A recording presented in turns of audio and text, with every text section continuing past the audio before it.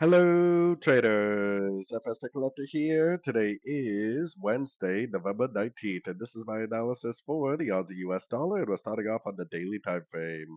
So the trend is definitely still up on the Aussie dollar because we made this swing low and then we made a new swing high, and then we've been trading in between that range this whole time. So technically, based on structure, the trend is still up. So we do have to look at anything we see to the downside as possibly just a pullback within an uptrend.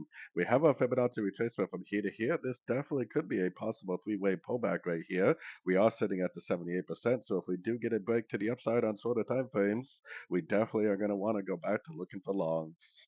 So going down to the 1 hour time frame.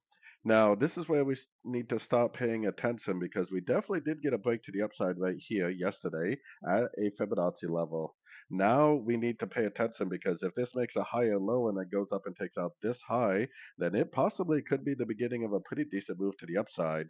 So we do have to be careful. I mean, it does look like this could be the end of a trend right here, but the whole thing is I could also count this as a 1, 2, 3, 4, and wave 5, which is why if it doesn't break structure, be very cautious because it could go down and finish off a wave 5 before it really does make the bigger turn to the upside, especially with the fact that we got non-farm payroll news coming out tomorrow, which is a very big news event, which is probably going to be pretty well anticipated because it has not come out in quite some time because of the US government shutdown.